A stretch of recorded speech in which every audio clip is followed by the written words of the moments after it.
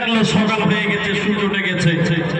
আল্লাহর নবী আবু বকরকে নিয়ে যখন মদিনার দিকে রওনা দিলেন, বেরিয়ে গেলেন, কাফেররা জানতে পারল দয়ার নবী আর নিজের ঘরে নাই, হুজরাতে নাই। আল্লাহর নবীকে খোঁজার জন্য কাফের মুশরিকরা বেরিয়ে গেল। আল্লাহর নবী এক গর্তে ঢুকে গেলেন সঙ্গে আবু বকরকে নিয়ে। একটা গর্তে ঢুকে গেলেন। বিশ্বনবী বলছেন ওই গর্তের উপর দিকে কাফেররা খুঁজে বেড়াচ্ছে নবীজিকে। নবীকে পেলেই তারা হত্যা করবে, মারার করবে, কতল করবে। আল্লাহর নবী আবু বকর গর্তের ভিতরে লুকিয়ে গেলেন। গর্তের উপর দিয়ে কাফেররা নবীজিকে খুঁজছে। কাফেররা যদি একবার গর্তের দিকে ভালো করে নজর করে তাকায়, নবীজি ধরা পড়ে যাবেন, আবু বকর ধরা পড়ে যাবেন। এমন সিচুয়েশনে হযরতে আবু বকর ভয় পেতে লাগলেন, ভীতু সন্ত্রস্ত হতে লাগলেন। বোধহয় আমরা ধরা পড়ে যাব, আমরা বোধহয় ধরা পড়ে যাব। আল্লাহর নবী বলছেন, আবু বকর রে, তুমি কি মনে করছো এই গর্তে তুমি আর আমি, আমরা দুইজন আছে?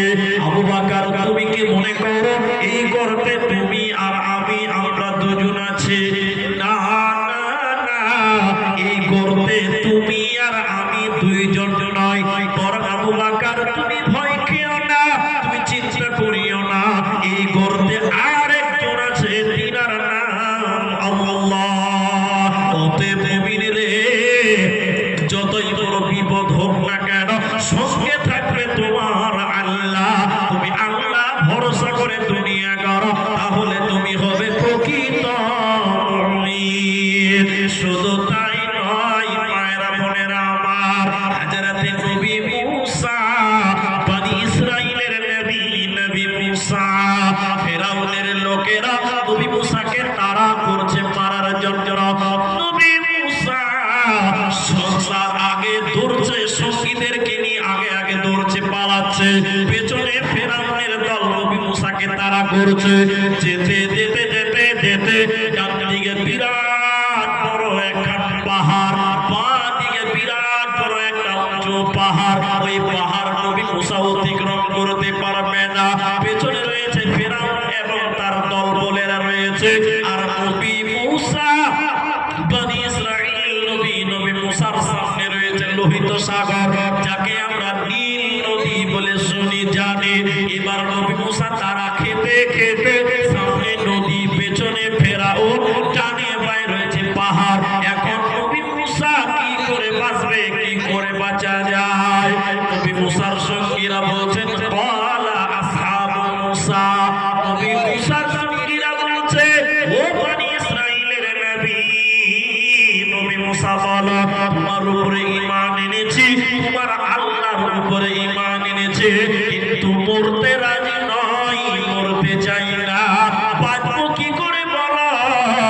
পেছনে ফেরাউনের দল আমাদেরকে ধরে ফেললো, সামনে লোহিত সাগর নীল নদী, এখন পালাবো কি করে, বাঁচবো কি করে বলো?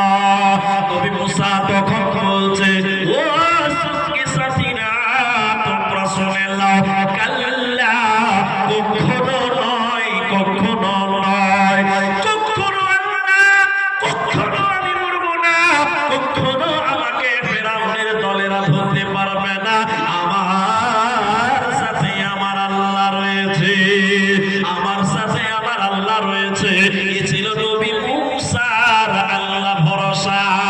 আল্লাহ তাবারাক ওয়া তাআলা বলেন, মুসা রে, তুমি তোমার লাঠিটাকে সমুদ্রে মেরে দাও। হযরতে নবী মুসা তার সঙ্গে লাঠিটাকে সমুদ্রে মেরে দিল। পানি দুই দিকে ভাগ হয়ে গেল। হযরতে নবী মুসা পেরিয়ে গেল, আর সঙ্গীদেরকে নিয়ে পেরিয়ে গেল।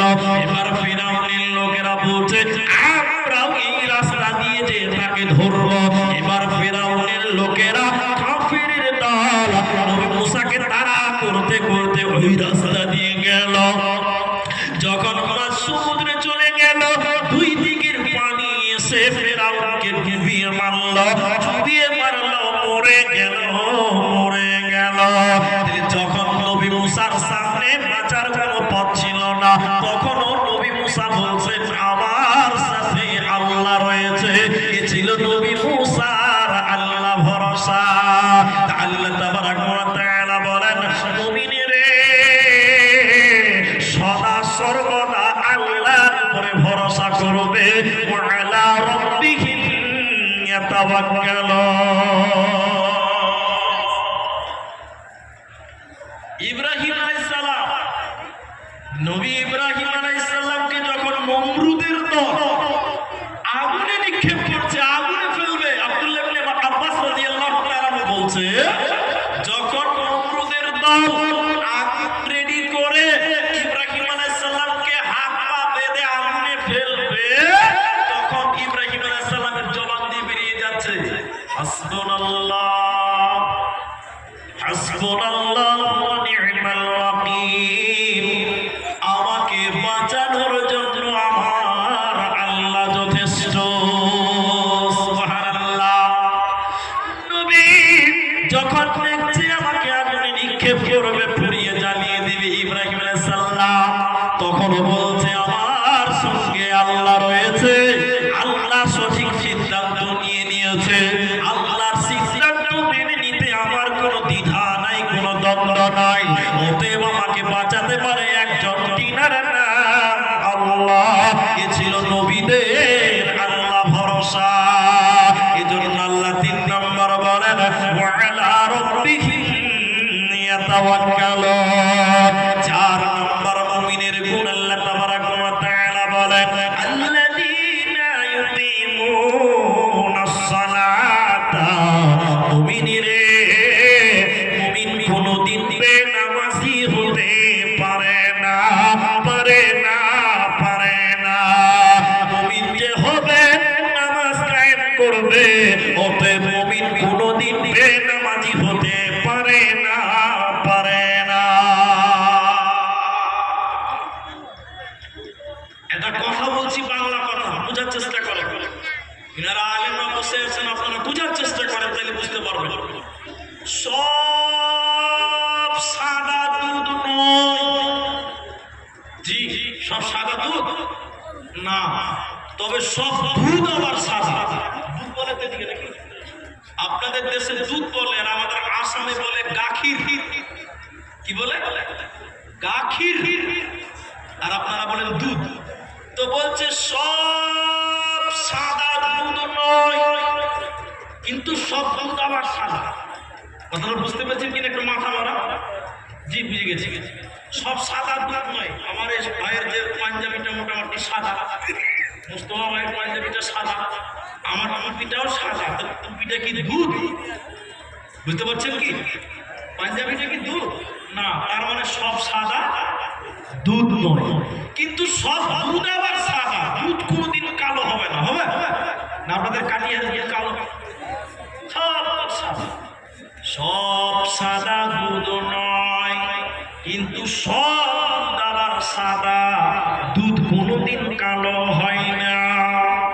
সব নামাজি মুমিন নয়, এ কথা মনে রাখবেন। তিতুয়ারি জামা মসজিদে আজান হলো, এশারের আজান। 500টা লোক মসজিদে গেল নামাজ পড়ার জন্য। একটু জবান খুলে বলেন 500 লোক নামাজ পড়েছে, 500টা কি মুমিন না কেউ বেঈমান আছে এর মধ্যে? আবার বেঈমান নাই? নাই। অনেকে তার শ্বশুরকে দেখাবার জন্য জামাই নামাজ পড়তে ঢুকেছে। জি, অনেকে আছে বিহাইকে দেখাবার জন্য নামাজ পড়তে গেছে। এরকম নামাজে আছে না নাই? আছে। যত লোক নামাজ পড়লো সব মুমিন নয়। সব সাদা যেমন দুধ নয়, সব নামাজি তেমন মুমিন নয়। তবে সব মুমিন নামাজি, বেনামাজি কোনোদিন মুমিন হতে পারে না, পারে না, পারে না।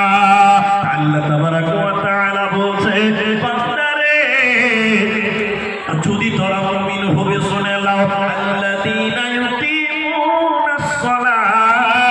মুমিন যে হবে নামাজ কায়েম করবে, বেনামাজি হতে পারে না। নামাজটা কেমন করে পড়বে? মুমিনের ডিফিনেশনের ভিতরে নামাজ। তো নামাজটা কেমন করে পড়বে? আল্লাহ সূরা বাকারাতে বলছে আল্লাহ ওয়ারকাউ মা'আর রাকিঈন।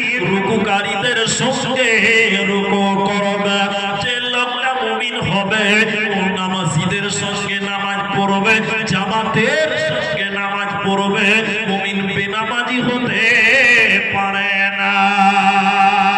শোনো বিহারের মুসলমান, যৌতুকের লোভে হারায় না ঈমান।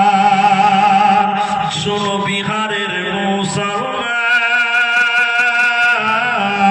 যৌতুকের লোভে হারায় না ঈমান।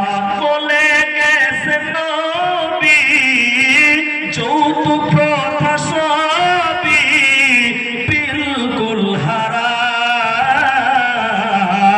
শোনো বিহারের মুসলমান,